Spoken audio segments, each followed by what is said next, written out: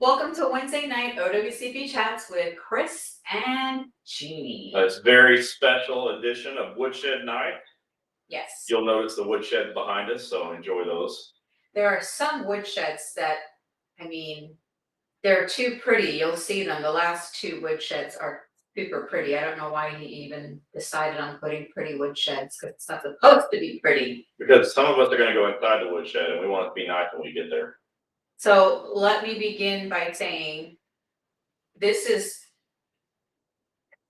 for supervisors and management, but we are not saying every supervisor and every manager is bad, because we have some very good friends that are supervisors and in the management position, and they 100% care about their members. It pains me to have to say the nice thing that she just said, so I'm glad it wasn't me. Yeah. But it's true. I mean, we do know like a handful of nice, good supervisors, but unfortunately, every single one of them reports to somebody who doesn't give a damn. And so, Woodshed Night. By the way, let us know if you can hear us good. In the comments, just let us know, yeah, it sounds good, or no, it sounds bad. We've had some audio video problems each of the last few weeks, and I think I've solved those problems for tonight. So if you would just comment quickly that your sound is good. That's probably supposed to be off already. We're just looking to see if it's... So, all right, Dusty said sounds good. Eric, good. Okay, thanks. All right, so we always do this every quarter. We talk about the do's and don'ts, the rules, laws, and regulations of what supervisors should and shouldn't do, and the things that they do and they're not supposed to do. So this is the last time for the year that we will be covering management and supervisors and taking them behind the woodshed. They're allowed inside. Inside's for us. That's where we have the bar and the snack and stuff. They don't go. Yeah. So you can find us on Facebook, YouTube, LinkedIn, TikTok, and Instagram. On TikTok, you can find us on breakingowcp.com. Facebook, you can find us on breakingowcp.com. Federal Interest Centers. Breaking OWCP, Federal Interest Centers, Chris Holmes, Rotary Helms. And then Instagram is Wednesday night OWCP chats with Chris and JD. So pretty much everywhere. If you can't find it, you're not looking. What we're going to do is, since this is our last management supervisor backing night, I'm gonna hit them hard too. We won't do this again until next year, 2024. Sometimes we're trying to do it like right after Christmas again, because it's a couple of months. So we'd like tell you your friends to share or tag them on this post. You do the @ and their name, and then that way they'll get the notification. And this will be super worth it, because there's going to be some stuff on here that they're going to listen to and go, no way, I can't believe that I didn't know that already. I've got pages of rules, laws, and regulations that you'll find in my books, Breaking OWCP, but they just apply so many places. I was on a call today with Jennifer and Emmy and Tom, and just discussing the importance of knowing these laws. And, what can we do? How can we do a better job promoting these laws to our federal employee friends before they get hurt? Because once they get hurt, they don't know the rules. Like, if you don't know the rules, you get hurt, you're going to get hosed. Hurt, then hosed. Yeah. And I have this quote that I say, like, among all the other criticisms that I've got, is that the pain of the system should not be worse than the injury itself. But unfortunately, it is. And the reason that's the case is because A, management are jerks, and B, you don't know the rules. So, you have an obligation to help yourself. So here you are, you're here, good. Now help somebody else. Just let them know that we're live, and tonight I'm going to take management behind the woodshed, and it's going to be fun and entertaining. Get your popcorn, get your bourbon, get whatever you need to get right tonight, and settle in. This is going to be fun. And another thing too, I got a few messages today. I was telling Chris about where somebody asked me a question and they said that's not what management said, but I know what I was saying was 100% true. So whatever we tell you here, it is accurate. Yeah, it's shocking. It's accurate. So many people say, well, oh no, that's not what management said. I'm just going to do what they tell us. And I don't know. Okay. It'll pass. So we're going to start with, we'll start with this. What happens when your manager stops you from filing your claim, either your CA1 or CA2? Because that was actually one of the questions today. Somebody and Chris was actually talking about this, that some supervisors are actually filing for other patients. So let me tell this story. So, hold on. He's gonna talk a story. So what we're gonna do is, he's gonna talk about all the rules, laws, and regulations, and then he'll say, send your questions, then you can send your questions. So if you can real quick, once you're hopping on, share, you can just go right from here and click the share button, and then it'll post to whatever feed you want it to. So share, share, share. Don't forget to follow, like, and subscribe. If your friends don't have social media, have them hop on at YouTube and find us on Wednesday night OWCP chats with Chris and Gini, because it's live right now. And hello everybody on TikTok and everything else. So let's get started. A special hello to the office in Greenville, South Carolina. They're here and they are killing it. Yes. Keith Glatzer from Portland is here. Everyone give him a big hello. He's really excited to be able to help you. He's new. He's already got 2 new patients to help. Hopefully some more this week. We haven't talked. So, you know, Portland's finally getting some relief. South Carolina's just getting crushed. Accepted claims are just happening left and right. We love it. And hello, Jennifer Sprock. Thanks for being here. She's one of the case managers and she's helping folks out. So I heard this story today that in the DC, Maryland, Virginia area, supervisors are creating an e-comp account on behalf of the employee and then filling out the CA1 and CA2 in its entirety, meaning filling out page 1, which is your page, and then their own, and then submitting it. And then to make it worse, because they created the account, the employee has no access to their own e-comp file. And I'm just gonna ask, like, just use a little common sense for a second when I ask this question. Does that make any sense? You know, e-comp is for you. When you go and create an account, it asks for your personal information. You create a username, you create a password, you put in all of your demographic information on the next screen, and then boom, you've got an account. I can't understand for the life of me how anybody could allow that to happen. I mean, if you're a federal employee, how do you allow your supervisor to do this? You know, just read the CA10. There's this form called a CA10, what a federal employee should do and enter at work. And number 1 says report to supervisor. Number 2 says get a CA16, choose your own doctor. Number 3 says you fill out CA1 and fill an e-comp. Well, in that box, that paragraph about e-comp, it does not say supervisor create an e-comp account and fill out forms for the patient or for the employee. That's totally ridiculous. So, like, just a little common sense. Don't allow management to do the things that are going to hurt you. Don't let it happen. And, you know, I get so angry with management, but there's a real part of me that just wants to throw stuff when I hear that someone allowed supervisors to do what I just explained. Like, you just got to know a little better and exercise a little bit better judgment. So if that happened to you, you need to write a letter to your claims examiner or call and leave a voicemail to your claims examiner and say, look, my e-comp account was hijacked by my supervisor and I want it back.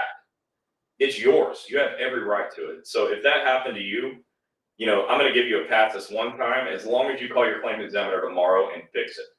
But man, supervisors are dirty. You know, we've also heard of some supervisors putting on, back in the old days when it was all paper forms, the supervisors were putting the page or the employee's home address as the agency's address. And that means that all the Department of Labor letters that would have said, you know, your claims accepted, your claims denied, you're not getting paid or whatever, were going to management, not to the people. This is going to get me fired up. I mean, these are the things that happen when you let them happen. And I've been saying this for a long time. The reason management pushes you around is because you're not pushing back. Now, tonight is woodshed night. All of my 2x4s are verbal 2x4s. I want to tell you in advance, I do not endorse violence. I'm not suggesting that you go do it. If I say anything that sounds violent, you know, I don't know what to tell you because I'm not that guy. But what I am telling you is you got to stand up for yourself. And when common sense, you know, gives you that feeling in your gut, go with it because it's probably right. You cannot let management pull this crap on you anymore. It's too bad. So tonight I'm going to talk about rules. And unfortunately, there is no law that says about your own e-comp account because that's like the law of common sense. So I don't have a law on that one. But the CA10 does tell you to go do it. It doesn't tell your supervisor to do it. So go check out your form CA10. You should post those in your break rooms. I just wanted to say something because we have a Chandra Boyer, and this kind of tickled my fancy. It says, I'm having a hard time getting my CA2 from my supervisor. needed for my appointment next week with Federal Injury Centers. The report on e-comp is missing the date of injury. So Yeah, you don't need to get it from your supervisor. yeah, you go to your e-comp case file and it's there, and you don't need it. Let me just tell you, we want you to have it because it helps us write your narrative report, and it gives us critical information to make sure that we're on the same page with what you told OWCP and what your supervisor said. But if you're struggling getting it, still come to your appointment, because we can still do a proper intake and we can still get a narrative report written. And probably at that point, we can help you get your CA2 off of e-commerce. Right. So don't avoid your appointment. That's only bad for you. Just come on in. We'll help you. Don't worry about that. It's good that you know that that's something you have to do, and we'll help you out. Who saw that? I don't know. I'm gonna see. I knew it. Ron strikes again. What's up, Ron? So, all right. So I'm gonna go through some rules, and I'm gonna talk about some specifics. Many of you that have been with us for a while have heard some of these things, but there's a lot of new people on, and so we got to go through them. There's no particular order. I just printed out all the laws, rules, and regulations from my books, breakingowcp.com. Download them all to your phone, put them in your pocket. But I'm going to go through the rules in no particular order. This is going to be fun. So we're going to start with the Form CA-16. The CA-16 pays all your medical bills for 60 days following a TA1 injury. Does that sound good or good? If that sounds good, hit a bunch of loves, because the CA-16 pays your bills so you don't have to. And the cool thing about the CA-16 is that, let's say your claim is ultimately denied, which does not happen at Federal Injury Centers, but let's just say you're someplace else. You never have to pay it back. Never. You just get help for 60 days and you never have to pay it back. So the CA-16 is critically important. And your supervisors play dumb. I always say, another criticism, they're either dumb or they're playing dumb.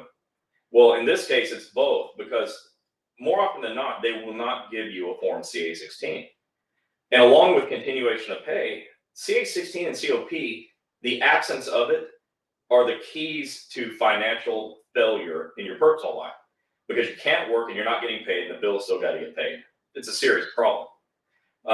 And so I like starting with the CA-16, because you need to, number one, know about it. When I go to a room full of federal employees at union conventions, I ask, who's ever heard of a CA-16? And maybe 10% of the room raises their hand. Well, if 10% of the people have heard of a CA-16 and 100% of supervisors want to hide it, what do you think is going to happen? So you all got to get informed. Again, share, tell your friends we're here doing this, right? But the Form CA-16, you can't find it online. I mean, you can go to federalinjurycenters.com, and I've got a blank copy. But you're supposed to get it from your supervisor. So you need to take that 16 off of federalinjurycenters.com to your supervisor and say, fill this out and sign it. That way they don't say, I don't have to, or I don't have it, I can't find it. And then I've got a document at breakingowcp.com that will help you get your CA-16, because it's got the rules attached to it. And so what happens here is, check this out. The rule says that the employer shall issue, everyone knows what shall means. It's absolute. Shall issue Form CA-16 within 4 hours. What does that mean? Like pretty much right away, right? But most of you don't get a CA-16. And so most of you have no way to pay for your medical bills. And most of you can't get better in a timely fashion and get back to work. So your supervisors are harassing you because they're jerks. They're threatening you because they're assholes. Sorry. And you can put a stop to it by A, getting your claim accepted by going to a Federal Injury Centers doctor. But B, getting a CA-16 so you can immediately start getting better. All right, that's so important. So the supervisor has 4 hours to give it to you. And then what they'll do, because they're jerks, is they'll wait like longer than a week, and they'll say, oh, well, you had a week to get it, you didn't get it. Well, that's not what the rule says either. The rule says that you have to report your injury within 7 days, and then they have 4 hours to give it to you.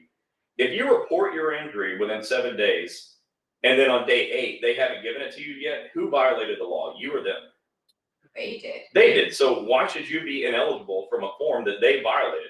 File a grievance, call the OIG, do smoke signals, I don't care, okay? A bat signal, do whatever it takes, get your CA-16. I think the unions are uniquely in a position to fix this problem. Union reps, you've got to start fighting back, because your folks need a CA-16. It is maybe the most important thing they can do when they get a work injury is get a CA-16. Like Dusty Mathis said, good luck in getting one at Fort Leonard Wood, MO.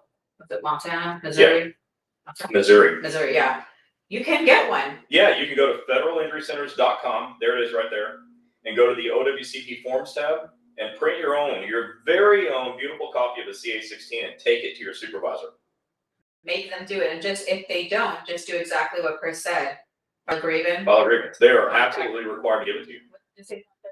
Well, I said OIG. OIG. They're violating a law. So who handles law? Well, the DOJ. You know, the OIG is right there. Yeah. They can investigate. Nobody, not even management, wants to see an OIG person with a badge show up. Nobody wants that. Because then they investigate everything going on in the post office, not just that one thing that you've complained about. Right. I mean, it could be a potential disaster for management, which would be cool. So CA-16s, super important. But let me tell you what the end of this rule says. Letter D of this rule says the employer should advise the employee of the right to his or her initial choice of position, and the employer shall allow the employee to select a qualified position. So that's the second thing I'm going to talk about. Because everywhere I go, people say, my supervisor said I have to go to this urgent care, or I've got to go to the ER, or, you know, I have to go to whatever doctor that, you know, maybe the agency's contracted with, or if you're a VA employee, the VA HR folks say you have to go to a VA doctor. Well, no, you don't. You just don't. You don't have to go to the VA doctor. In fact, there's this other thing in the form CA-810 that says agency personnel may not interfere with the employee's right to choose a physician, nor may they require an employee to go to a physician who's employed by or under contract through the agency before going to the physician of the employee's choice. But you don't know the rules, and so you're getting pushed around by people who have bad intentions. You can pick whatever doctor you want. Nobody can do anything about it. Nobody can stop you. Nobody can get in your way. You cannot be penalized, period. And they're supposed to tell you it's your right to choose, but that's like the ultimate joke. You know, if I were going to make a meme, the supervisor would be like a clown, and it would be that quote. It would be that the employer should advise you of your right to choose a physician, because that's the biggest joke of all time. They would never do it. Yvonne said you can sign a waiver to see another doctor. You don't have to sign a waiver to see a doctor, Yvonne. All you have to do is exercise your right to choose. Yeah. It is your absolute initial choice of physician. Absolute choice. They can't do anything about it. You have to sign a waiver. The agency needs to get the hell out of the way. It is not their business what doctor you see. That's really, really important. And she said that's what they made you do. I know. They made you do it because they're idiots. And tell them I said so. It's true. I mean, there's nothing in the rule that talks about signing a waiver. The law says you have a right to choose, and they have to get out of the way. What waiver do you need to sign? They should sign a waiver that says, hey, we understand you can choose any doctor you want. Don't do any waivers. And see, those are the things that we're telling you about that you're hearing from people that really don't know the law, or management really doesn't know what they're saying because maybe they're not educated, trained, or whatever. So a lot of you are thinking, okay, nope, well, that's not how it's going to be, or that's not how it's supposed to be. But he's giving you the actual law. Yeah, I mean, I'm reading straight from the Code of Federal Regulations. So there are. Ron will tell you what a big deal that is. Yeah, but there are codes, and if you ever need one of those codes, I may be posting maybe one code a day with the rules and laws, just so you guys can start seeing that in our posts. So if you ever needed it, you can look at it. Plus all the books that Chris has wrote. Is it all the laws in there, or is it just one certain one? I mean, if you get all four of them, you'll get all the laws. Yeah, so if you get all four of them, yeah, the laws are in there, so you can actually show them. That's why he tells you guys to get it on PDF, so you can go, look, this is what it says about a CA-16, hand it over, biatch. I mean, go ahead, freedom of speech. And just by the way, Yvonne, I know I came off strong on that. I'm grateful you're here. I appreciate you being here, and that wasn't a knock on you. That was just a burst of anger toward your supervisor, because, you know, you have to understand, we are involved in thousands of OWCP claims, and we see these all the time. And it's easy on me to get mad because management really, really screws you all over like bad. And I can see that our screen is glitchy. That's Wi-Fi. Sorry, I don't control the Wi-Fi waves. All right. I'm going to stop it down in a minute and do questions, but I just want to do this one more rule, and then I'll let you have some questions. This one says the employer shall complete the agency portion of CA1 or CA2 no more than 10 days after receipt of notice from the employer. Why is that important? Because still supervisors will not complete their portion. They say they don't have to. You know, they get an email after you do your part on ecomp, and then they don't do it. And I'm getting people still all the time saying it's been more than 10 days. What do I do? Well, the answer is file a damn grievance. Yes. You know, contact OIG, contact OSHA, 1-800-321-OSHA, and ask, is it a safety violation or is it a violation for my supervisor to not allow me to exercise my sixth OSHA right, which is the right to report a work injury? OSHA says out of their 9 employee rights, the sixth right is a right to report a work injury. Is it a violation for my supervisor to ignore my OWCP CA1? Is that a violation? Find out, because I bet it is. Otherwise, why did OSHA go out of their way to say that you have the right to report a work injury if it's not a violation if you're not afforded that right? Right. Because they also say it's a crime. I have it here. It is a crime. Hold on, because let's get word for word what this thing says. And these are not codes that he's made up. This is actually the law. If I made them up, they'd be a lot more harsh. I know. That's true.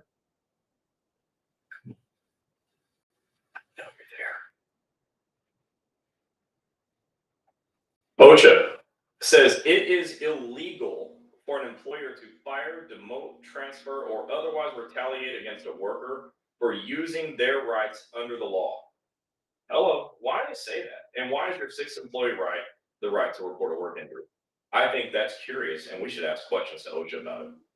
So you have the absolute right to report an injury. You have the absolute right to have your supervisor do their part.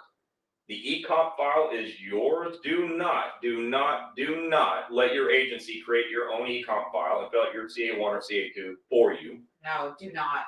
That makes my heart just like skip a beat. Don't let that happen. And you choose your own doctor. Demand a CA16. Under no circumstance will you allow your supervisor to forbid you from getting a CA16. Period. And then you make them do their part. You have to do it. What's happening and the reason why you're getting screwed over so bad is you're allowing it. Yeah. You're allowing it. This is woodshed night for supervisors. You get invited in, they get invited to the back, and they won't like it. But I'm going to tell you, with a little bit of a sweet lecture, you got to do your part too. Okay, we're gonna go do some questions. If you guys notice that Ron is putting down some codes on there, so he if there's a code that Chris has said, I know Ron will help out and post it on there. Yeah, and all of these are in my book. And they're on the book, and then like I said, I will start like maybe every other day or at least once a week. I will try to post a new CFR that you may not know. And still the 14,000 people plus that follow us are not on live right now. We get it. But those are all the people that still need to hear this, and all the other social media groups that are not with us, that haven't added us or whatever. But yeah. All right. Walter Dade. If given a CA16 initial, can they take it back if your injury is found to be different? So there's no rule that says they can take a CA16 back, but there is a rule that says, I'll just find it. I've got it right here. It'll just take a second. Okay. A number of statutory provisions make it a crime to file a false or fraudulent claim in connection with a claim under FICA. So if you filed a false claim, that would be the only reason that a CA16 would be taken back.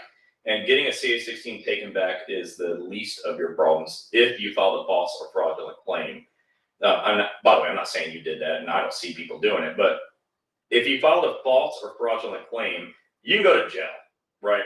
So losing a CA16 is nothing. But that's the only way you could lose a CA16 is if they found that the claim you filed was false or fraudulent. But then you lose way more than CA16. The code that Ron just posted, the US code 1922, whoever induces or compels, I just pinned it at the bottom. So if you want to copy it or take a screenshot of it, just go down to the bottom and I've pinned it. So if he puts up another code, I'll go ahead and pin it. Melissa Williams says, it's not my postmaster or my supervisor, it's my caseworker at DOL. Oh, Yeah, so the deal with caseworkers, nurse case managers, is you can write a letter to your claims examiner requesting your nurse case manager to be removed from your case, and they will remove that person. It doesn't mean they won't give you a new one, but you can have that one removed. I know of and I won't say who, but I know of a nurse case manager that actually has a restraining order put on her. She can't even come within however many feet or yards or miles. So, yeah, nurse case managers don't have the absolute right to be there. You can remove them. Debbie, okay, because we're not gonna go over this tonight. Anybody that has a schedule award issue or a third party issue or needing an attorney, just please, after the chats, just message me, because we went over schedule awards last week, and And you can always go back and look at last week, Yeah, right? you But can just go watch the video last week, but if, for those of you that are asking, you need an attorney or something for a schedule award, just message me after the chats and I will make sure it gets taken care of tomorrow. yeah, we'll help you out. Just send us a private message. So, Debbie, I hope I answered your question there. We have, let's see. Doesn't matter, says, that's a cool name, that's another one, doesn't look it. I see it. It doesn't matter. What can I do if my management refuses to follow restrictions from Federal Injury Center's doctor while a claim is pending from a CA2? So the claim is pending, meaning not accepted yet. That's going to be tough, because without the claim being accepted, they can pretty much run roughshod over your limited light duty. You're going to need to get your union involved and have them fight. I was telling my staff this today, actually, that they need to be reminding you to go get involved with your union, and because unions, especially strong union reps, can help you with this. Yeah. And I think that's what you need to do. Careful bending that thing backwards too much. She just hyperextended this thing's knee. Go this way? Yeah. There we go. Here we go. Let me get to these other questions. Okay, West Virginia, son hurt his hand and he was off a week. He's in his 90 days. He transferred to another office because a supervisor got in trouble for not reporting his accident. She told him, suck it up. Well, that wouldn't work with me. 2 weeks later, she filed an emergency placement. Also, nothing has been said to pay his doctor bill. The union rep is ignoring him. Okay, so first of all, union reps, come on, you can't ignore your folks. It makes it really hard for me to be in the union's corner when I hear stories like that. I mean, I'm still in the union's corner, but there's almost no defense for ignoring your people. But that's not what tonight is. This isn't take union reps behind the woodshed. Okay, so the supervisor ignored it for 2 weeks. You need to contact OSHA, 1-800-321-OSHA. You need to talk to another union person and file a grievance. And go ahead and go on eComp, okay? Nobody can prevent you from filing your claim on eComp. Nobody can prevent that, okay? That is a thing you do on the internet. You can do it with your phone. You can do it anywhere you are, any time of the day, anywhere in the world. So go file your eComp claim and go to your union, find another union rep, file a grievance, contact OSHA, 1-800-321-OSHA. Another cool name. Anchors Away 91. Yeah, this is good. I know. Is the office in Paramus, New Jersey open? Yes, they are open. If you want to find out any of our locations, just go to federalinjurycenters.com and click locations. It'll pop up when you see the map. So I don't know if we have that one pinned yet, but their information is on there. And if any not, office, please let me know. Send me a yeah, but yeah, it's ready to go. let's see. Walter dates that I mean turned into a occupational injury. Oh, I forgot what the first part that was. Sorry, Walter. We'll get back to that though. Paramus, New Jersey. Yeah. Yes, they are open. Okay, so go ahead since there's nothing else. Okay, so and by the way, if we missed any of your questions, don't be mad at us. Just repost it. Yeah. It won't bother us for you to repost it. There's a lot of people watching. Okay. So the next thing I want to talk about is the time for reporting an injury. Because there's this dirty rumor out there that you only have 3 days or 2 weeks or 30 days to file an injury. And, anytime I ask this in front of large crowds of people, almost nobody knows the answer is 3 years. You have 3 years to report an injury. So 3 years to report an injury is quite a bit more than 30 days, 2 weeks, whatever, right? 3 days for sure. And, the supervisors are responsible for keeping you safe at work. That's important. If you had a safety problem at work, OSHA would shut it down, right? No question about it. You have a chemical spill, OSHA shuts it down. You got a lot of people getting the leg amputated in a machine, OSHA's going to shut it down. Right. Well, what happens if a lot of people are limping around and causing a danger to themselves and others, and nobody is telling them they can get help? That sounds like a safety problem to me too. That's And you shouldn't tolerate it. But supervisors are dumb or playing dumb. And it wouldn't surprise me if most supervisors didn't if they genuinely didn't know that you have 3 years to report an injury. That wouldn't surprise me. In fact, if I did a poll of supervisors and I asked how long do you have to report an injury, and I even made it multiple choice, I'd say 3 days, 2 weeks, 30 days, 45 days, and 3 years. That's what I would do. And I'll bet you that 10% of supervisors would answer that correctly. That would be just a guess. that's true. I'd love to be able to survey supervisors, but I'm not sure they'd know how to access the link on their email to be able to do it. So I'm not sure if supervisors would even see the survey because I'm not sure they even know how to access email. And I mean, we've gone to a lot of union conventions where, Chris is training presidents, and a lot of them have no clue that these laws exist, some of them. You know who did though? That claims examiner, the Well, president. Yeah, well, he's an exception. He was really cool. But like, we went to an all presidents convention and the people there were like blown away. They were like, wait, what? There's a law for that? There's a rule for this? And it's not your fault. Look, It's not their fault. you don't how would you know this if you weren't taught it? Okay. And And there's so much for a union president to have to learn. yeah, you have to know. Union presidents have to know way more than just OWCP. Yeah. Like how to file agreements is another thing. How to do EEOs, that's a thing. Labor board, that's a thing. I mean, there's a lot of things that you got to know how to do. I only have to know this one thing, and that's OWCP. Yep. So, any other questions? Yeah, okay, so Ms. Rosa said, USPS supervisor is requesting a referee appointment since most recent second opinion report is in conflict with the initial second opinion report. OWCP QAM sent me to recent second opinion due to an initial second opinion not considered well rationalized. All right, so sadly, I can tell you that the supervisor does have the ability to request a referee opinion. They can request a second opinion. It doesn't mean it'll always be granted, but they can do it. I recently learned everything there is to know about the second opinion business. And that was the one thing that really kind of stood out the most to me is that supervisors have any say whatsoever, but they don't have any say as far as how the claims examiner weighs the evidence between the treating doctor and the second opinion of the referee.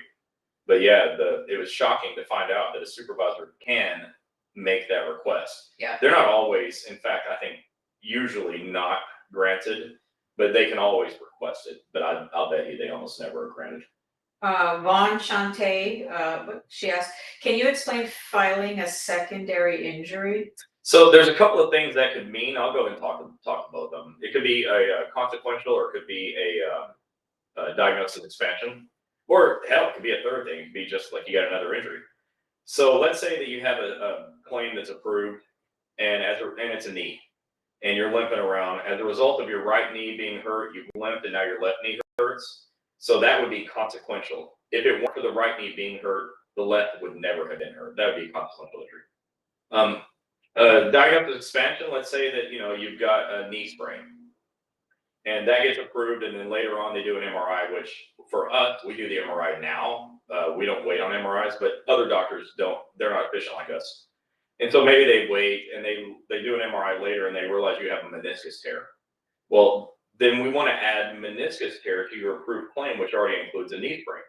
Well, that adding of a diagnosis is a diagnosis expansion.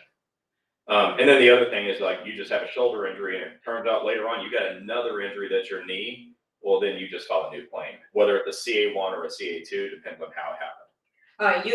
You can ask the question anytime. You don't have to ask if you can ask the question. So, and you know what? That's the way you. So there's a lot of new folks here tonight. And I want to say this just on a personal note. Anybody named Yu is good with me because she went to the University of Utah, which is, as I understand it, the only college in the country that's named UU. So I have a special affection for that name. Let's see. Tyrone Cunningham says. So Tyrone? Can a supervisor keep a file on you when you get hurt? Like you see a 16 or 17, my doctor visit. Oh, he's asking he has to keep that on his own. So look, you should keep your own file, but supervisors can keep the file. They have access to your 16, your 17, your CA20. So they can. There's no reason it's kept in your ecomp case file. Like it's in your case file anyways. If your supervisor wants to make this extra step of keeping them in their file, that's no problem. They have access to it. A supervisor can actually request a CA 17 or 20 anytime they want. Vaughn said, that's my situation, compensating my weight messed up my right knee and hips. Yeah, so you potentially, and I don't know your whole case, but you could have a consequential injury. Oh, I like this one. Dusty said, they keep sending me job offers and only giving me less than 24 hours to respond and report to duty, which the job was out of my duty restrictions. Well, I'll be damned because I actually have the rules on this. So be darned. I will be damned as well, except unless you're in Salt Lake City, I will be darned. Okay, so write this down if you like. The Code of Federal Regulations is CFR. It's 20 CFR 10.15. 20 CFR 10.516. OWCP shall advise the employee, shall. The OWCP shall advise the employee that it has found the offered work to be suitable and afford the employee 30 days to accept the job or present any reason to counter OWCP's findings.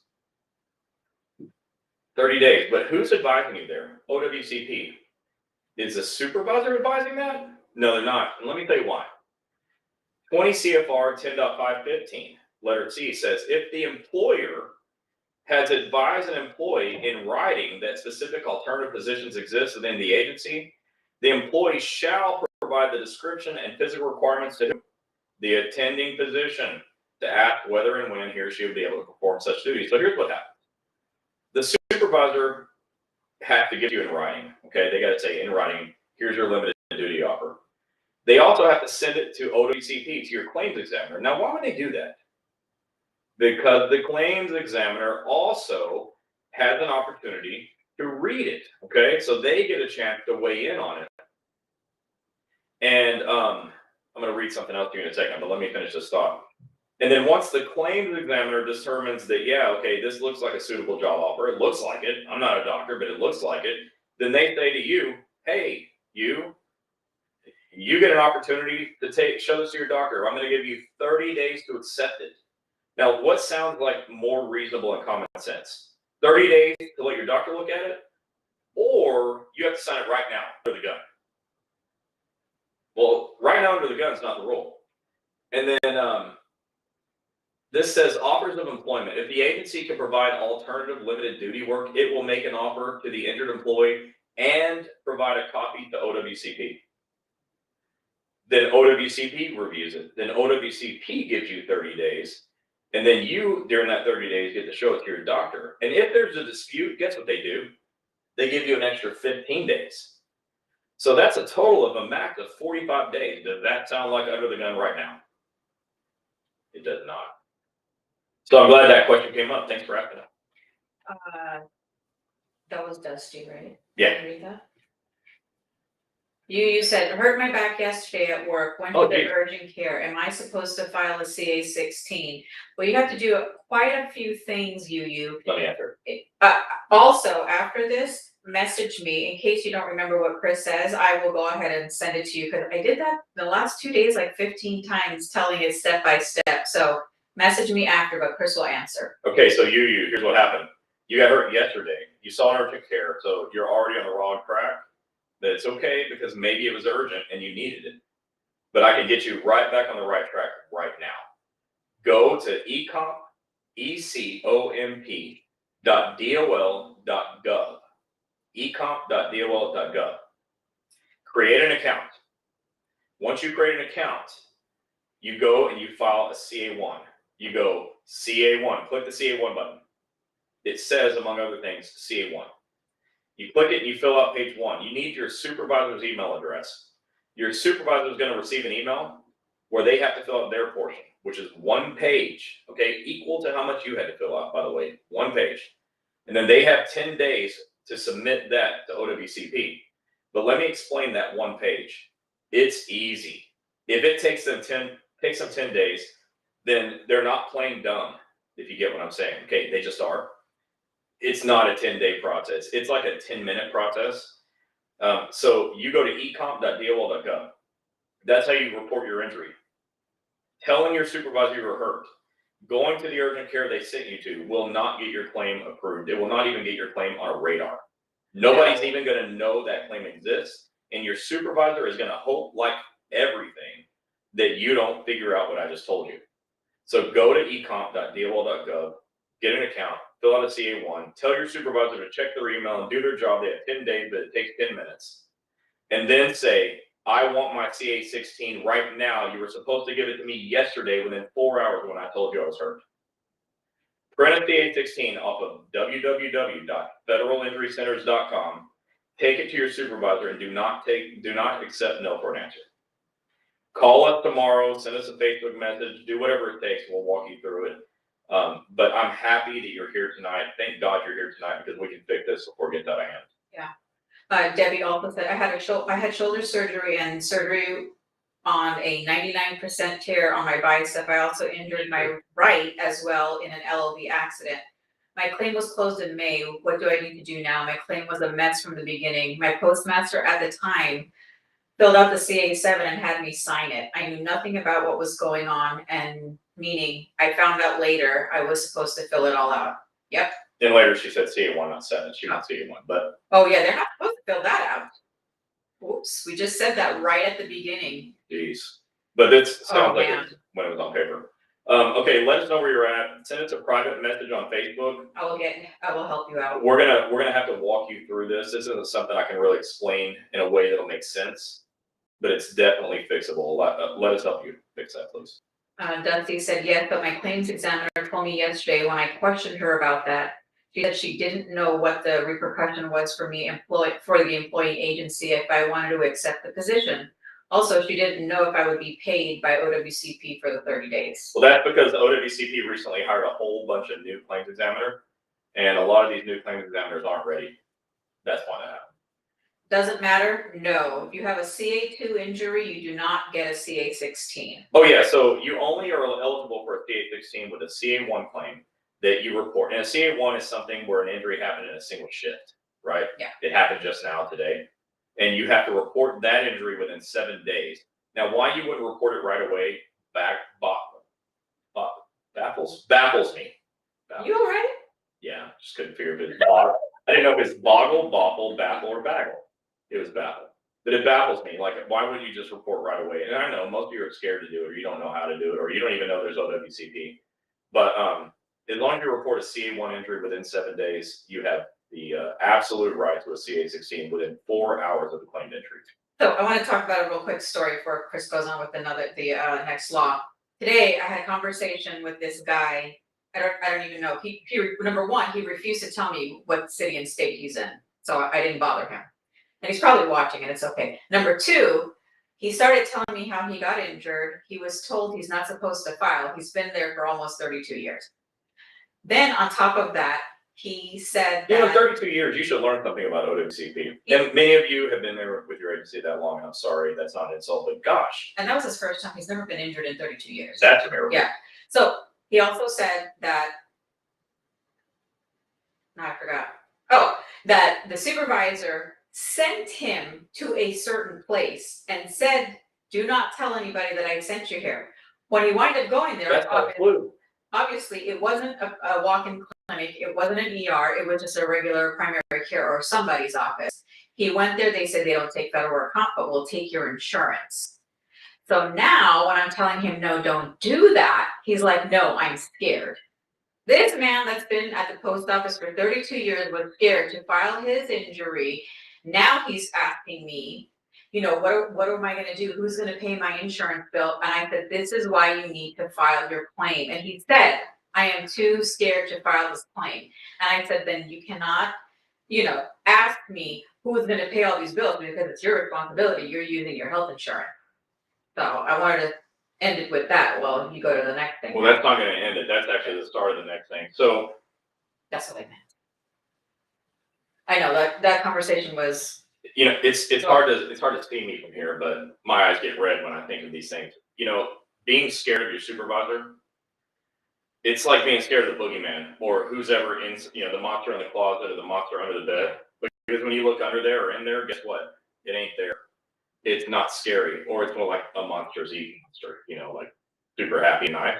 Although supervisors aren't. I mean, again, he's been there for 32 years, and this man, older gentleman, is telling me he feared his supervisor. Why are you guys fearful? It doesn't get into my head. I've worked with the meanest boss in my life, and Chris knows that. And if I had an injury, I'm gonna tell him, or I would have told him, I need to see the doctor, I need to file for my claim. I don't care. I'll put him in a headline. What we're gonna do. My newest book, it's called Breaking OWCP Volume 4. Volume 4. I don't know why why am I struggling with talking tonight? I get fired up on woodshed. That's what it is. I think the words are coming fast in the mouth to move. Yeah. But Volume 4 is called 25 Things You Can Do to Win an OWCP. And if you have not downloaded this book yet, you're missing out. The OWCP rep for the Bureau of Prisons looked at it and said, this is the Bible for OWCP. Now, I didn't ask him to say that, but it's true. And I didn't realize it was going to be as important as it is, but it is damn important because it's like the condensed version of the most important things that you need to know to get a claim approved. But guess what number 25 is? Don't tell him. I'm going to tell him. Number 25 is I don't care what my supervisor thinks. That's like the grand finale. I don't care what my supervisor thinks. Being scared of management, you know what I'm scared of? If I'm you, by the way, and your job is so hard that this NFL guy that we know said, I wouldn't do that job.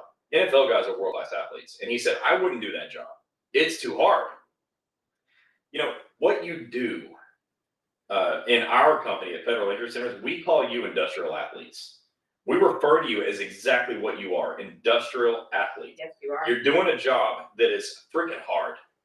And what scares me is knowing that I've got to provide for my family, doing a job that's that hard, and the possibility of not being able to physically do that job and not being able to get help so that I can get back to do that job.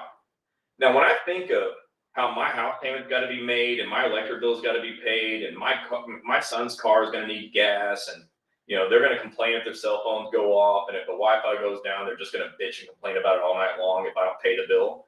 I start thinking, does my supervisor's opinion really matter that much? Right. Because the opinion of the people in my house matters a lot.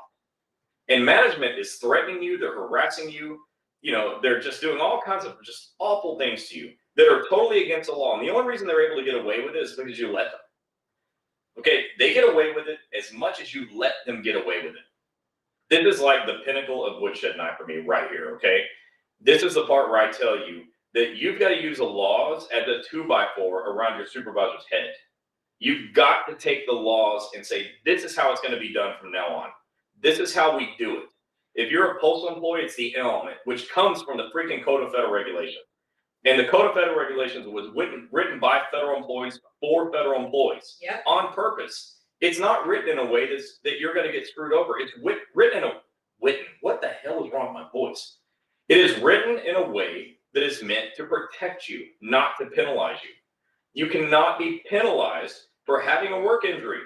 Now, the supervisors can try to pull that shit, but you know what? Ultimately, you're going to win. I've seen people get fired and then get rehired and paid for all their time off. We have seen that. It's like they went on vacation. Thanks for the vacation, dummy, because I'm back, and now you're just going to have to follow the law.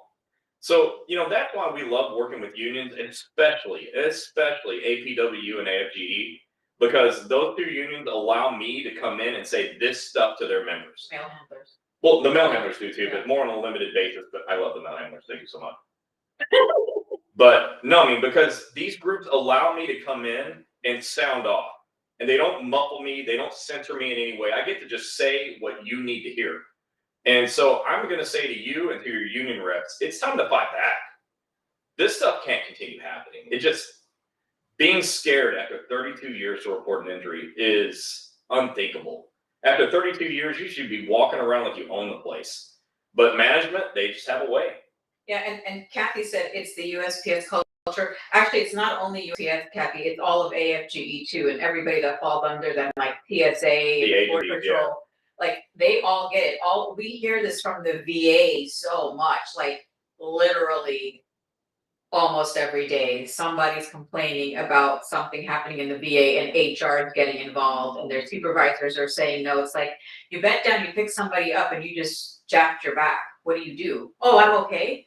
No, because if you do stay home, what's gonna happen? They don't care that you don't have any money. And if you do never show up to work again or you pass away, they're gonna hire somebody else in your place, sadly. Read some more questions. I need to calm down a little bit. Okay, me too. Mary said, I exactly did what you just said. Filed and get approved, otherwise all my bills would be piled up if she used insurance. I'm right. Thanks to this group and most to the two of you, God always be with you. Aw, Mary, thank you. Yeah, I really appreciate that. And God be with you as well. Yes. Kevin said, forget your supervisor's feelings. Yes. Yeah, Kevin's right. You can exchange forget with any other letter word that you like. I use the word forget because it's better, but not my favorite. Stacy said 28 years here in the postal service makes your life HE double hockey sticks if you ask for OWCP paperwork and just need to start fighting back. Well, Yes. the good news is you don't have to ask for paperwork You anymore. need to fight back though. ecomp.dol.gov. Okay, you can fight back virtually now. Yeah. And unions, please, this is why I do steward training. All the places I do steward training have powerful unions. I mean, you go to Birmingham, Alabama. Oh, you don't want to mess with those APW. You're not getting away with it in Birmingham. Okay, that's just not happening here. They're all military. Yeah. Well, I mean, the federal workforce has got a high I'm percentage. saying when we trained all those stewards. Yeah. I think all 15 of them were military, and we're like, yeah, I wouldn't want to mess with you. Yeah, I have respect for the APW that it's hard for me to express in words. Just what they've done, the lengths they'll go to keep their members safe is above everybody else. Nobody's really close. Right. And that's national. They're good people. Yep, all the way. All good people. Yeah, we'll go. We were at a regional event. The national president was there, and some national presidents are like, "Oh, you can't have them there." He walked by and said hi and was fine, like because he understands. Yeah. Like he is not going to have his members be in hell after a work injury, and I respect that so much. You can't even imagine. Ms. Rosa said, as hard as it may be to comprehend, it is not hard to fathom if you worked at the USPS. It's a sickening environment in so many ways. Empathy for this person who's scared is first and foremost. But you know what though, Ms. Rosa? We hear this every day. They're so scared. Our doctor's offices hear this all the time. You need a Boston Tea Party. You need a, no taxation without representation moment. Like all it takes is for you to stand up with one voice and say no more. Yeah. The law is already there. Like the law is already written. I'm not writing law here. I'm reading law to you. It's already there. All you got to do is use it, enforce it. And we know, like the senior claims examiner, who's an AFGE union president, he's a badass. He looks at your supervisors like they're jokes. He said, we look at this stuff they write on the CA1, and usually we're like, they don't know what they're talking about.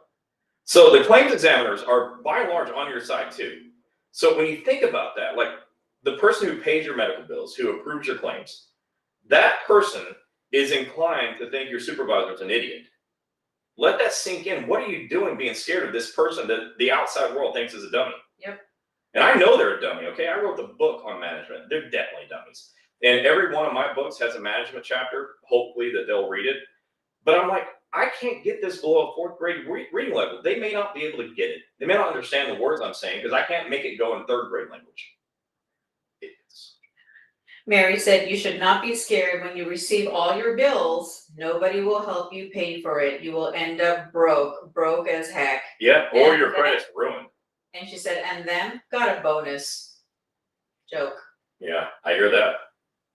Let's see. And by the way, this is not bashing the federal employee night. This is not bashing the union night. We love you. We love them. It's just, look, I'm on the outside, and it's easy for me to see what's happening from the outside because I don't have we say, I don't have a dog in the hunt, okay? But kind of I do because you're my people. I'm with you. I exist because you need me to. If you didn't need me, I don't know what I'd be doing. Maybe I don't know Chick-fil-A. I don't know because people got to eat. But you know what you need? You need somebody that's going to help you. And I love the unions. I think I'm riding back to the unions right now, and some of you are going, oh, okay, that's Chris. He's just in the back pocket of the union. No, I'm not. Look, I know what's what with the unions. I know who's good. I know who's bad. I know who hates me. I know who loves me, and I know who I love. But to all the union reps out there, you have a responsibility to be really good at your job. Yeah. Like really good and really strong. You have an obligation to be very strong and to get in the fight. Did you see what Doesn't Matter said? We lost our union. My CA2 is based on a degeneration over time. Yeah, well, I mean, TA2s are often based on degeneration over time. So don't worry about that. You just need to find a good doctor. We don't know where you're located, but if you're located near us, we can get that claim accepted. Kathy said, please everyone share with all your friends and colleagues. Yes, please do. And Ron said, when you call OSHA, let your questions be the accusations. Yeah, and that's a good point. Ron and I have talked about this a lot. A lot of people don't like to make accusations, and I say, hey, I understand. Don't. Just call and ask questions. Is it a violation for my supervisor to hold on to my CA1 and not submit it to OWCP? Is it a violation for my supervisor to prevent me from getting a CA16? Is it a violation for my supervisor to threaten me and tell me he's going to fire me if I file a work injury claim? Is that a violation? Because you say on your website that my sixth employee right is the right to report a work injury. Is this a violation? Like, Ron's right. Your question is your accusation. All right, so keep moving on here. All right, so let me say this one because I just love it so much. Whoever induces, and Ron said this, compels or directs an injured employee to forego filing an injury claim shall be fined, imprisoned, or both. That's fun. And if you think they're not going to get fined or imprisoned, we've heard about it. It's happened. So it's like it happened. Folklore. Yeah, I mean it's not often, but it happened. It happened when a president told us personally that it happened. So the problem, okay, so this next thing is about CA17. The CA17 is a duty status report. The duty status report's purpose is to keep you safe at work. Your supervisor fills out side A, goes to the doctor who fills out side B, and inside B, your doctor writes restrictions, takes you off of work, or puts you back to work full duty. And frequently, the supervisors say, I don't have to give you a CA17. And today I was talking to my staff, and I was like, well, you know, there are laws on this, of course, but the easiest place to go is the instruction sheet that's attached to the CA17. Now, I understand. I'm looking at this instruction sheet, and some of these words are big, like physician. That's a big word. Complete, agency. These are big words. Employing, putting the ing on there is probably confusing. So I know the words are not all small words, but it says to the supervisor, complete side A. Here's what it doesn't say. If you have time, complete side A. If you want to, complete side A. If you know what comes first, A or B, complete side A. Like, it just says to do it. So and you want them to complete side A. It's almost like putting the word shall in there, but there's 5 letters in shall. It might be confusing. And so you got to point out, using the instructions to your supervisor, this says you have to complete side A. What does that mean? What does it mean when it says do side A? It's so confusing. Could you fill out side A? Because it says complete side A and refer the form to the physician to complete side B. You know, we've had supervisors that said you have to get that from your claims examiner. What? Because claims examiner isn't on the instruction sheet. It says supervisor complete side A. And we've had supervisors say, I don't have to give it to you. We've had supervisors say, get it from your doctor. Well, complete side A and refer the form to the doctor. At what point does it say, doctor, get the form, fill it out to the best of your knowledge without the supervisor filling out side A? So obviously I'm just using a S ton of sarcasm. But the CA17s really rubbed me the wrong way because that's at the very top. In fact, let me see if I can show this to you. Oh, wait, no, I can't. The camera's way over there. Okay.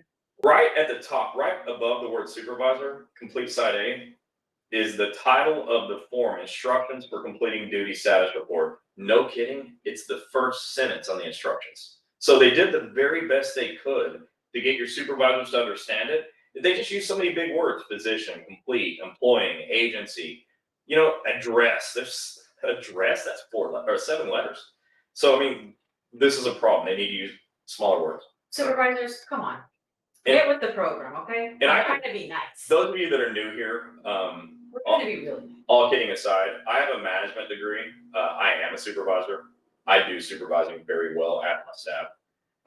I know how to treat people well. I'd say that the number one thing you do is love people. If you love everybody, things just seem to work out. And your supervisors are missing this, and they won't read the freaking management chapters in any of my books. And I promise, there's not a whole lot of 5 and 6 and 7 letter words in there. They could probably understand it if they had like a thesaurus. Yeah, buy them. But thesaurus, they're like thesaurus. That's from the Stone Ages. Yeah, I know. Think of the dinosaurs. There's no more thesauruses. When you guys for Christmas for your supervisors, buy them Breaking OWCP Volume 4, even by PDF, and just email it over to them. Seriously. Yeah, but then they struggle with like downloading it to their phone and like, how do I No, click? well, the person will be buying it and then email it over to them. But then they got to figure out how to open an email. True. It gets so confusing. I'm not going to be mean. I am. He is. 100%. It's not supervisor friends. Yeah. John, Alex, you're my friends. People that actually respect you and talk highly of supervisors if you actually change. And those of you that are supervisors that are friends of mine, just tell your friends. I could be friends with them too one day after they learn the alphabet. Just fill out the forms, sign the papers, just get it submitted and get out the way. That's all you gotta do. I said I could be friends with them too after they learn the alphabet. You know, I don't learn the alphabet in English and Spanish. Yeah. And Portuguese. Okay, and Portuguese. Okay. Quite a bit smarter than supervisors. All right, so when is an employer not required to pay COP? Let's start with this. Continuation of pay, COP. COP is up to 45 days of time off when you have a CA1 claim that is reported within 30 days. So if you report your CA1 within 7 days and get your CA16, you already met the reporting requirement for COP. So just do it.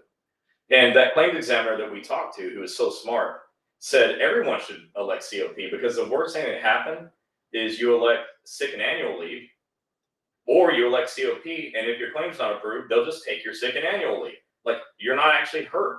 So do COP because you can only win from there. But when is an employer not required to pay COP? Let me read these. A, the disability wasn't caused by traumatic injury. In other words, it's not a CA1. Okay, that's fine. That's rules. 2, the employee's not a citizen of the United States. This one rubs me the wrong way on so many levels because you're not a citizen of the United States, but the government still hired you, which happens every day. But you were hired. The government has a responsibility to verify if you're a citizen, but they didn't. But this happens every day. But if you get hurt, you're not a citizen. You can't have COP. I got a problem with that. I'm going to leave it there. C, no written claim was filed within 30 days. Okay, well, that's just the rules. You have to report your CA1 within 30 days. So, okay, we're fine. The not a citizen thing's kind of weird, but we're fine so far. D, the injury was not reported until after employment has been terminated. Okay, so you can't quit, retire, or get fired and then report your injury and hope to get COP. You're not getting continuation of pay when you're not even working for the agency. So that makes sense too. So far, so good, except for the not a citizen thing. I don't understand. But E, the injury occurred, you can't get COP if the injury occurred off the employing agency's premises. So in other words, not on the company's physical premises. And this is really important. It's not and or, it's and was otherwise not within the performance of official duties. So you're off-site and it's not performance of duty. So supervisors all the time will cite performance of duty all the time. They'll say not performance of duty. You can be in the bathroom, in the break room, in the parking lot. They'll say not performance of duty. Idiots, okay? If you're off the agency's premises and not performance of duty, then you can't have COP. It's not one or the other, it's both. And if the injury was caused by the employee's willful misconduct, and this is another one that really pisses me off, because I've got this really famous example, and it's famous because I made it that way, of a lady who was lifting a box in Maryland and she fell down, and the supervisor said that she fell due to willful misconduct because she was noticeably unstable throughout the day, and when she lifted that box, she should have known better. So we wrote a paragraph in our narrative report called willful misconduct, and we said the willful misconduct is on the part of the supervisor who noticed a person who was unsafe and allowed them to get hurt. Yep. That's how we do that at Federal Labor Center. Idiots. Okay, controversion of COP. Check out box 36 on the second page of the CA1 form. You can find this at federalinjurycenters.com. But controversion, box 36 says if you intend to controvert continuation of pay, state your reason why. And then the supervisor will write the reason why. That means they intend for you not to get paid. But here's what it says in 20 CFR 10.221, among other things. The final determination on entitlement of COP always rests with OWCP. That means your supervisor can say whatever the hell they want to say. Your claims examiner decides. And remember back to the claims examiner supervisor who essentially said, we look at the stuff the supervisors say and we basically shake our head. Like, we know better. So don't sweat that. But supervisors, if you learn to read in 5th grade language, you do better at this. So may the employer monitor the employee's medical care. And this is going to be the last law I'm going to talk about. We can answer more questions. We have a problem where your supervisors think they're smart and they call the doctor and say, we need information. They call the doctor and say, we need information. In this law, 20 CFR 10.506 says the employer shall not contact the physician by telephone or through personal visit. The supervisor shall not contact the physician by telephone or through personal visit. The employer may contact the employed physician in writing concerning the work limitations imposed by the effects of the injury and possible job assignments. They may contact the physician in writing about work limitations. That's it. We have supervisors saying we want the entire medical record. Oh yeah, that was another one. Well, you don't get that. You have work limitations. It's called a TA-17. By the way, side A is for you. You're supposed to fill that out. That's how you get what you want. It's all you're entitled to. Now, you can have a CA-20 and the supervisor can request that, but they have to request it from their employee and the employee takes the request to the doctor. Supervisors are trying to go around the employee and bully the doctor. And that is a violation of law. The employer shall not contact the physician by telephone. So, it says here, the employer, they may monitor the employee's medical progress and duty status. That's a CA-17, where the supervisor fills out side A, by obtaining periodic medical reports, which is a CA-17. And it says, in fact, next sentence, Form CA-17 is usually adequate for this purpose. To aid in returning an injured employee to suitable employment, the employer may also contact the employee's physician in writing concerning the work limitations imposed by the effect of the injury and possible job assignments. However, the employer shall not contact the physician by telephone or through personal visit. The employer may also contact the employee, not the doctor, at reasonable intervals to request periodic medical reports, which is a CA-20, addressing his or her ability to return to work, which would be a CA-17. Your supervisors, your agency has no right whatsoever to speak to your doctor without your knowledge. None. Now, your supervisor can ask your permission. Can I speak to your doctor? And you can give it. And if you give it, don't call me when you don't like the result. Do not give your supervisor, do not give your agency permission to speak to your doctor. They get one thing and one thing only, and that's a form. It's a CA-17. It's actually two things. They can have a CA-20, and that's all they can have. And they got to get it in writing. Yeah, our offices know not to answer any type of questions if a supervisor calls, and some supervisors have actually called the offices. Yeah, Tom was just telling me a story. Tom's my business partner. Tom was just telling me a story today about a supervisor who called, I think he said 7 or 11 times and left messages. So like proof that the call happened to the doctor's office. And so Tom called and talked to that supervisor's boss and said, hey, did you know that your employee called here 7 or 11 times, which constitutes a violation of law 7 or 11 times? What should we do about this? That supervisor got fired, actually.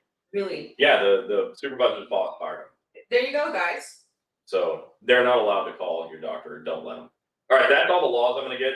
That is all of my woodshed laws. Now I'm just going to answer questions. We're going to answer questions. So again, if you weren't at the beginning, we said for woodshed night, going over about supervisors, all the rules Chris read. We won't go back over that again till 2024. Early next year. So this is the last time for the year that we are having a woodshed night. So the videos are on here. They never get deleted. You can share, you can like, follow, everything. Again, and it's also on YouTube, Instagram, TikTok, and LinkedIn.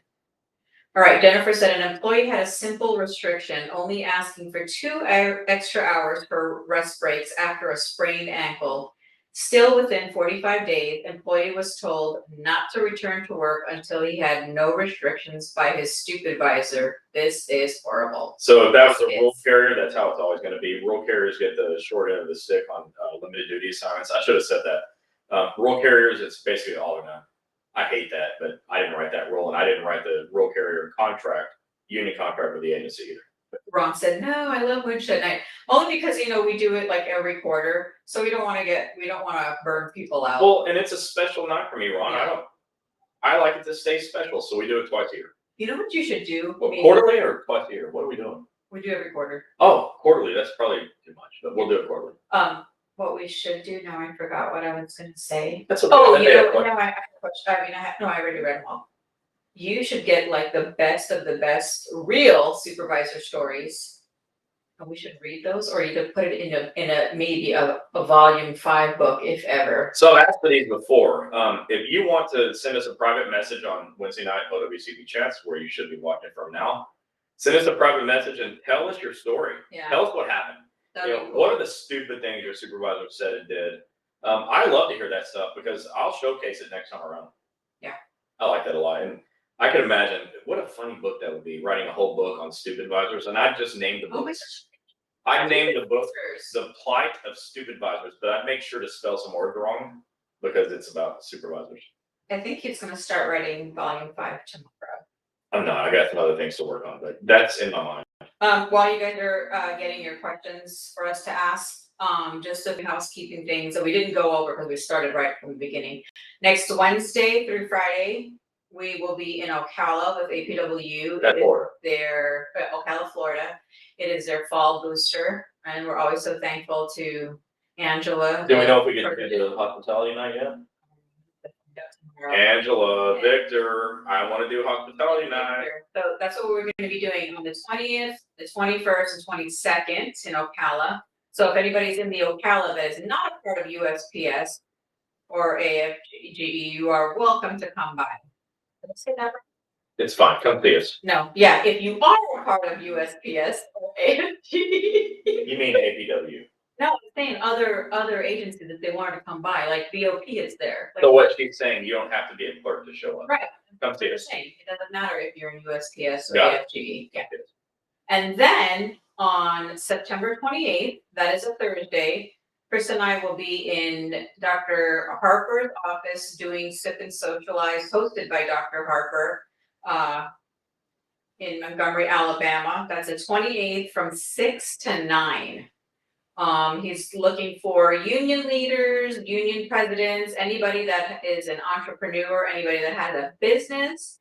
You can come by if there's any stewards in the area or any other federal employee, come by and see us. Deborah Gullidge, I just read your message. I don't need to read it out loud. It's private for you, but send me a private message here, and that's just so I don't forget, and I will speak to the office and find out what's going on there. Okay.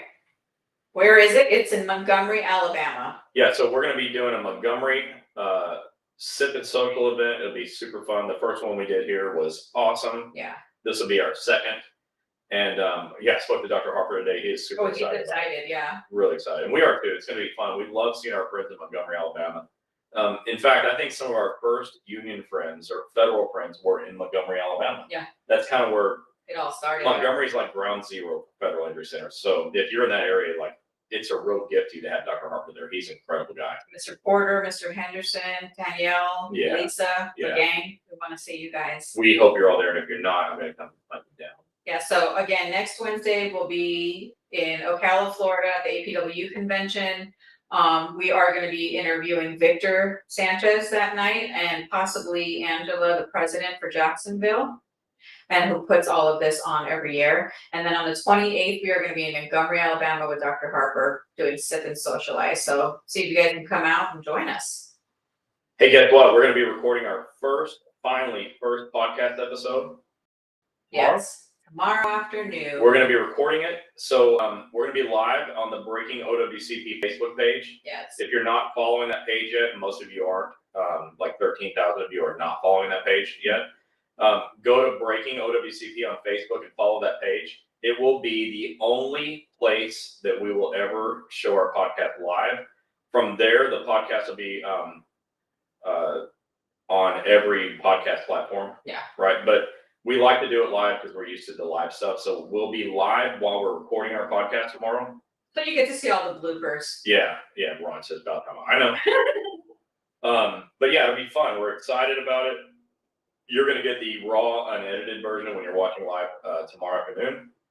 And then everyone will see the very clean, neat, and edited version, or hear it wherever you hear your podcast. While you're at work, driving around your LOB, or whatever you do for work, put your headset in. You'll be able to hear it while you're working. I like this question from Renee Smith. Can you talk a little on retaliation after an injury? Yeah, it's a crime. I can talk a lot about it. It's a crime. If somebody retaliates against you, you immediately call OWCP, you contact the OIG, and you contact DOJ because they are violating law. So that's DOJ. OIG is there to sort of, referee the agency. And OSHA says it's a crime to prevent you from filing a work injury. And believe me, threatening retaliation against you would prevent you from filing a work injury. So that's what I think about it. And you file a grievance too, because file a grievance. Because it starts with a G. Who cares? File a grievance. Everyone needs to be filing grievances on this. We need to raise hell when supervisors do this stuff. That's the only way to stop it. Yeah. Speaking about your podcast, just so you guys know, I will be starting 2 podcasts. One's going to be called All About the Karens, and it is exactly what you think it is. And I know none of you are Karens. We don't have Karens on our show. And not on our street, but I will be starting that. And that one up there, that one right there. We have 30 Karens in our neighborhood, and I'm also going to be doing one called Influencers Hub, where I bring influencers on and talk about their journey and how they got started and where they're at today. So once I get that up, I'll let you guys know. And I have no idea what mine and Jason's going to be called. Yeah. But I got a comedy one coming too. It's hard to have a whole bunch of ideas and do what we do, because like what I do takes up an entire day. I wake up at 7 o'clock in the morning or earlier, and Ron. And like immediately I just boom, like I hit the ground running first thing every morning, and then I stop late, and then she starts late, and then I got to keep going because I know where the couch is and I know where the bed is, so I probably just got to answer whatever question she tells me because the couch is not as comfortable. But it is such a jerk. But we're still trying to find time to do some other fun stuff outside of OWCP, and we hope that all of you that know us will follow that too. It'll be fun. As these things develop, we'll let you know. Or as my dad says, I'll bring you more as things develop. Yeah, so watch out for All About the Karens. Exactly what it sounds like.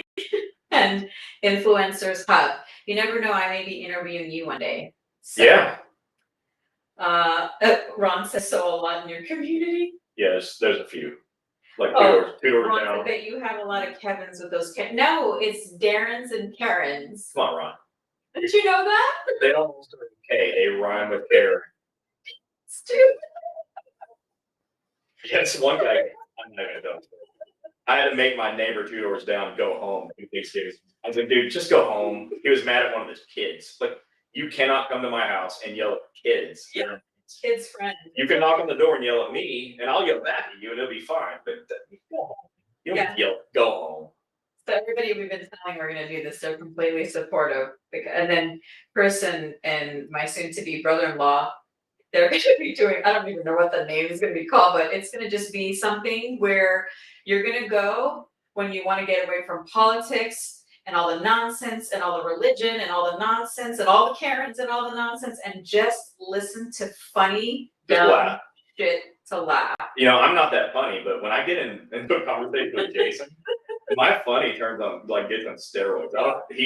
He infects me with like laughter. Yeah. And he's so dry and I'm so dry, and it's like two dry guys just being funny as hell. Yeah. It'll be fun. And it'll be totally unscripted. Yeah, and the next 2 podcasts you guys should be following is with Ron Speakman, Fed Up. Everybody should be going and following there. He has great content out. Podcasts are awesome. And go follow Kenny Hodge. What is it? Hodge the Hodge. Hodge the Hodge podcast. Yeah. So go follow both those guys. They put out amazing information, and then we will be, piggybacking and starting and talking about OWCP issues. Anybody ever seen I think late 80s, early 90s show? It was Max Headroom. Max Headroom was like this computer generated thing. It was like AI before AI, and he was really glitchy. Our screen is like Max Headroom. Wrong. All right, so hey, that's it. You just experienced another edition of Woodshed Night with the special woodsheds up top. That was fun, and I appreciate your patience in allowing me to sound off, because this stuff really pisses me off. And not taking it personal. Unions, I love you all, even the ones that don't love me. And supervisors, I don't know what to tell you. Start with your ABCs. We'll see what comes next. Yeah, so see, he had all these papers here with, you can't see right there, with the different rules, laws, and regulation. I'll go through them like one by one. Like tomorrow, I will post about COP, what it says about COP. So I'll just put one at a time, one a week. This way you guys could take a look at those in case you need to give it to a friend. But the best way to get all of the rules, laws, and regulations is just go to breakingowcp.com. You can buy the book PDF. And I did put out a poll yesterday or today. If you want an actual copy, like a hardcover copy, like paperback copy, click you want a book instead of a PDF. So we will probably have some books for the day after Thanksgiving. Normally I would say the customer is always right, but if you want a paperback copy, you're not right. I can get you one if there's enough demand. Yeah. But the right thing is downloading it to your phone, because you can't put this book in your pocket and it won't be there when your supervisor pulls it for crap. Yeah. The only way you really fight back using the law is if you have the book downloaded to your phone. That's why I always say, criticism, put Breaking OWCP in your pocket. You put it in your pocket by downloading it to your phone. Everybody has their phone all the time, but nobody carries a book with them in their pockets. Yeah, so go to breakingowcp.com. Once you buy it and you submit it to purchase, please stay on that page, because there is a download button. You gotta click the book and download it. Don't leave. There's a button that says download this book. You've got to go download it. It doesn't just automatically download without downloading. Nothing does, by the way, on the internet. You can buy something that's a download, but nothing on the internet downloads until you make it download. So don't leave the page. It's not the end of the world if you do. I can email it to you, but it's a hassle for you. So be sure you download it. And for Federal Injury Center locations, please go to www.federalinjurycenters.com, click locations, and they should all be located there. And next week, we can't wait to be with the Florida APW at the Fall Boost Bureau. We'll see you guys next week. All right. See you later.